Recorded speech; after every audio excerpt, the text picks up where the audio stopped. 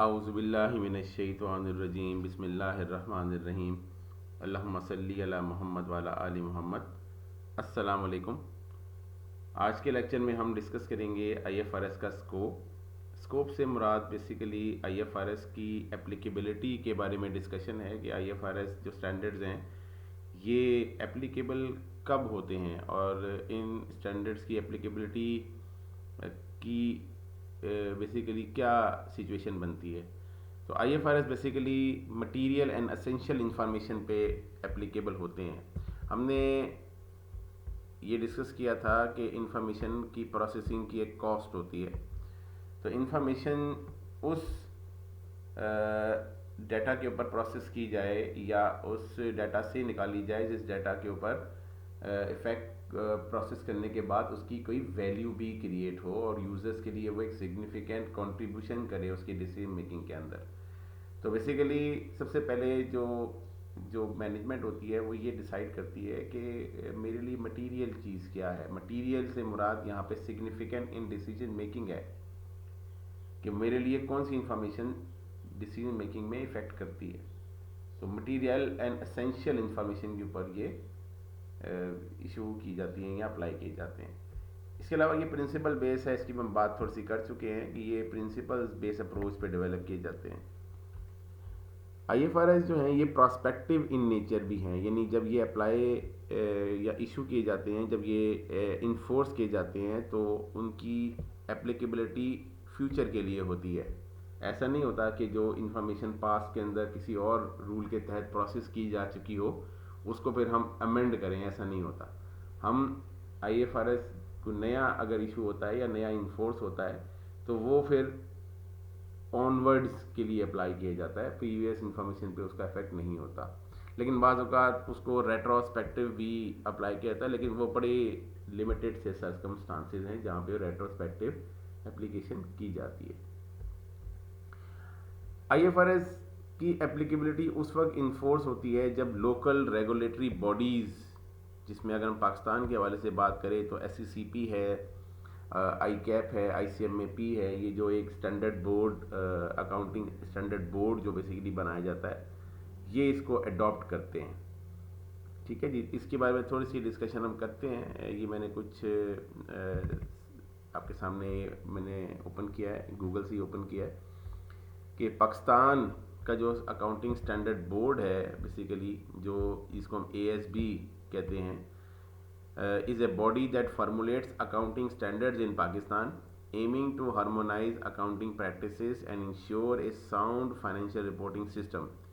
It comprises 19 members, including representative from the Institute of Chartered Accountants of Pakistan, ICAP, ठीक है, academia, securities and exchange commission of Pakistan and other relevant bodies. अभी इसकी detail नीचे आपको दी हुई है कि 10 members including the chair nominated by ICAP, ठीक है, मिनिमम 3 फ्रॉम इंडस्ट्री या बिजनेसेस से होंगे, 1 रिप्रेजेंटेटिव फ्रॉम एकेडेमिया होगा, पीएचडी होगा जो कि एचईसी की तरफ से हायर एजुकेशन कमीशन की तरफ से नॉमिनेट किया जाएगा, 2 नॉमिनीज जो हैं वो एससीसीपी का जो बोर्ड है, security and exchange commission of Pakistan की तरफ से जो नॉमिनेशंस होंगी वो उनकी तरफ से होंगी, एक नॉमिनेशन जो है वो board of the state bank, जो स्टेट बैंक का बोर्ड है वो उसमें एक पर्सन अपना नॉमिनेट करेगा, एक नॉमिनेशन जो है वो पाकिस्तान स्टॉक एक्सचेंज की तरफ से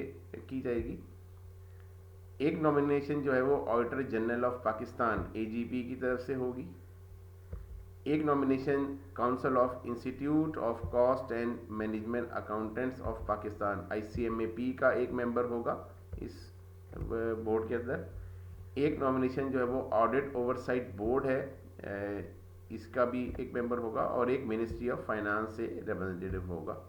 तो बेसिकली ये एक कॉम्प्रिहेंसिव और डाइवर्सिफाइड किस्म का एक बोर्ड डेवलप किया जाता है जो जिसकी जिम्मेदारी बेसिकली ये होती है, इसके ऊपर जो अगर पर्पस हम डिस्कस करें इसका, तो पर्पस बेसिकली यहाँ पे the formulate and issue accounting standards to promote sound reliable and high quality accounting and financial reporting. और यही बोर्ड डिसाइड करता है कि कौन से आईएफआरएस पाकिस्तान के अंदर एप्लीकेबल होंगे, और उनकी एप्लीकेबिलिटी को ये प्रपोज करता है, और फिर उसके बारे में एक ऑफिशियल नोटिफिकेशन इशू किया जाता है, जो कि कंपनीज एक्ट 2017 के साथ एनेक्चर के फॉर्म में अटैच करके और बाकी डिफरेंट कम्युनिकेशन के थ्रू इंडस्ट्री को बताया जाता है कि ये वाले जो स्टैंडर्ड्स हैं ये अब आप अप्लाई कर सकते हैं और इनको और अप्लाई नहीं कर सकते। तो ये सारे डिसीजन जो हैं ये बोर्ड और ये लोग मिलके और बड़े एक डाइवर्सिफाइड किस्म के एक ग्रुप जो है वो ये डिसीजन ले रहे होते हैं, और ये सारी इवैल्यूएशन करने के बाद ही ये फैसले किए जा रहे होते हैं।